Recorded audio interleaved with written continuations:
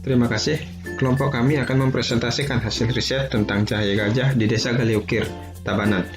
Adapun anggota kelompok kami yaitu yang pertama Putu Eka Febriani, kedua Igede Irwan Setiawan. Pertama-tama di sini saya akan membahas bab pertama yaitu pendahuluan. Desa Galiukir, Kecamatan Pupuan Tabanan merupakan desa yang memiliki potensi sumber daya alam yang melimpah. Banyak potensi agribisnis yang bisa dikembangkan di sini. Namun, diakui potensi agribisnis seperti budidaya jahe gajah belum banyak dikembangkan di sini. Padahal, daerah ini memiliki iklim yang cocok untuk tumbuh kembangnya jahe gajah. Bila dikembangkan dengan baik, tentu saja diharapkan bisa meningkatkan taraf ekonomi warga.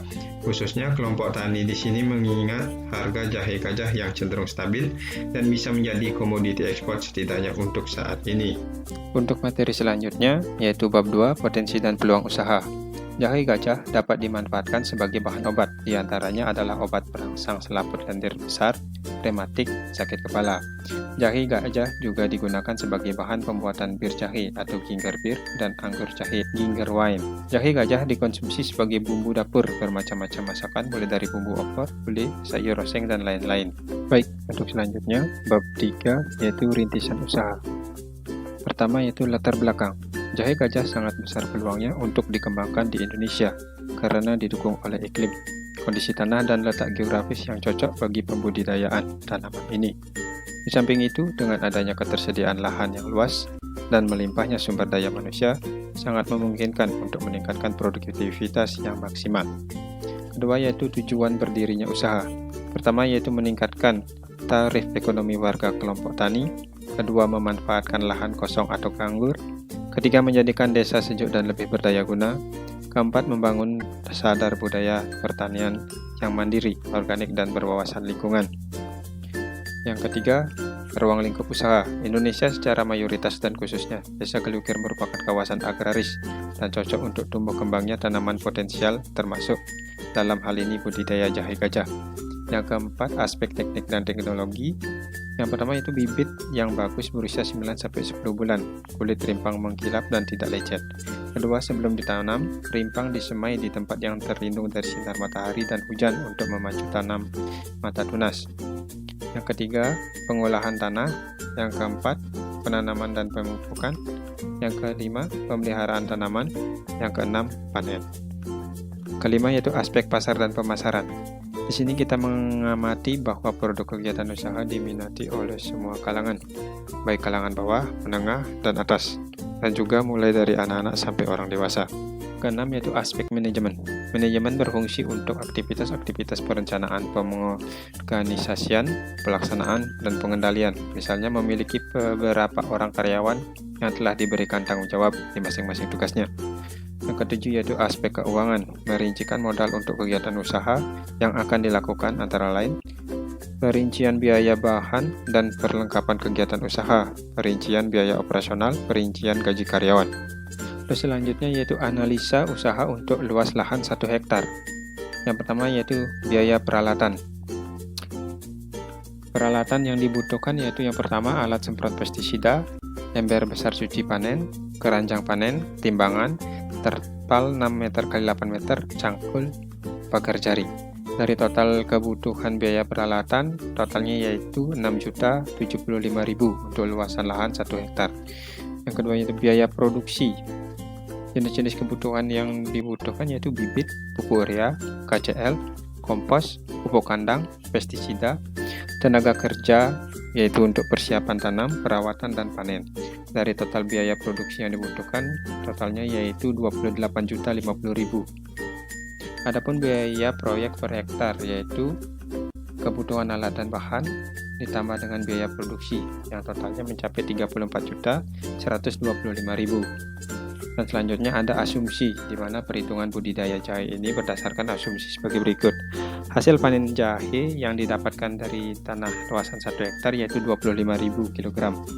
Dan harga jahe di pasaran yaitu Rp5.000 dan biaya produksi yang dibutuhkan yaitu Rp34.125.000. Jadi perhitungan laba rugi dapat kita lihat pada tabel yaitu hasil penjualan jahe yaitu 125 juta dan biaya produksi yang dibutuhkan yaitu 34.125.000. Jadi laba yang diterima yaitu 90.875.000.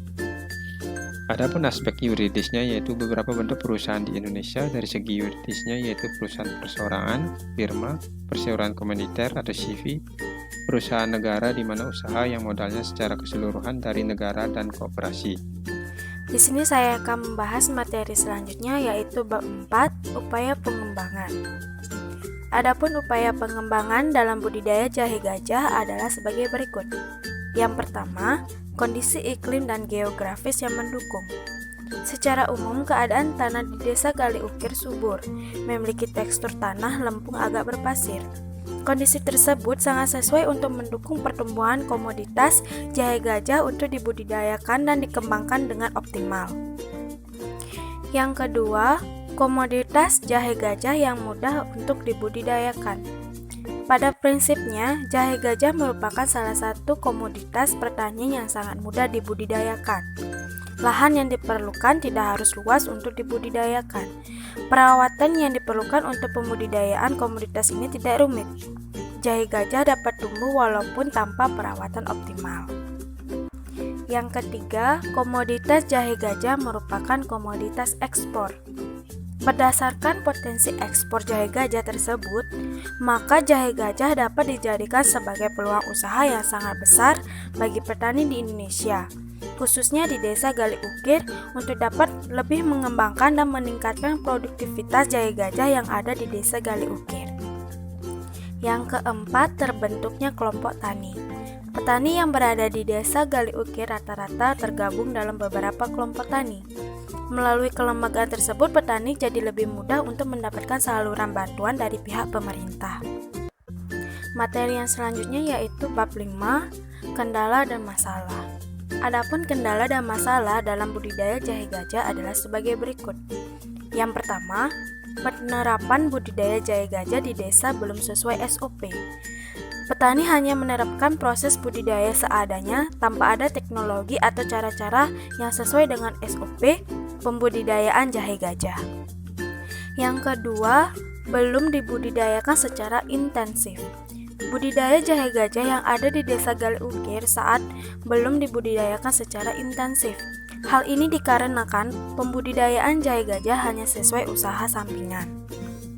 Yang ketiga, belum ada standar harga jahe gajah. Saat ini, jahe gajah belum memiliki harga patokan. Harga jahe gajah yang ada di Desa Gali Ukir belum ada HPP atau harga pokok petani untuk komoditas jahe gajah. Yang keempat, jangkauan pasar belum luas. Jahe gajah yang diusahakan oleh petani di Desa Gali Ukir saat ini belum memiliki jangkauan pasar yang luas. Petani menjualkan jahe gajah yang mereka produksi hanya sebatas kepada tengkulak-tengkulak yang berada di Desa Gali Ukir. Yang kelima, lemahnya keinginan petani untuk pengembangan budidaya jahe gajah. Petani tidak memikirkan bagaimana harga jahe gajah saat musim panen. Padahal harga jahe gajah sendiri sangat fluktuatif. Hal ini dikarenakan harga jahe gajah belum ada standarnya. Materi selanjutnya yaitu bab 6, cara pemecahan masalah. Adapun cara pemecahan masalah dalam budidaya jahe gajah adalah sebagai berikut. Yang pertama, meningkatkan penyuluhan dan pelatihan di bidang budidaya jahe gajah.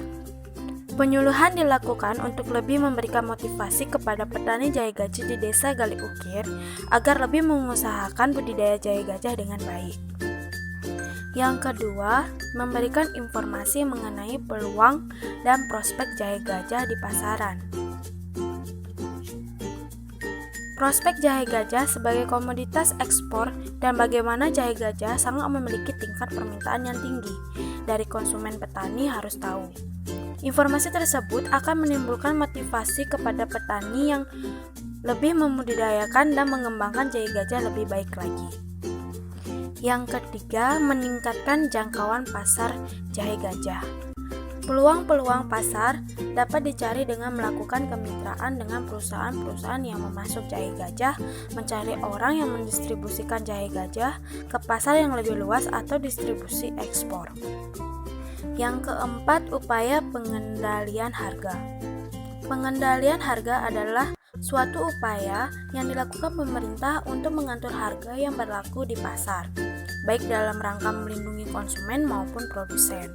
Materi yang terakhir yaitu bab 7 penutup.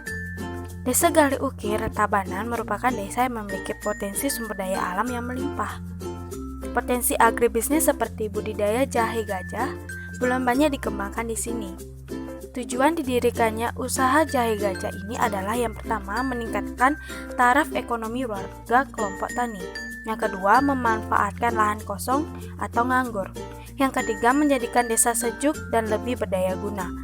Yang terakhir, membangun sadar budaya pertanian yang mandiri, organik, dan berwawasan lingkungan. Sekian presentasi dari kami. Jika ada salah kata, kami mohon maaf. Terima kasih.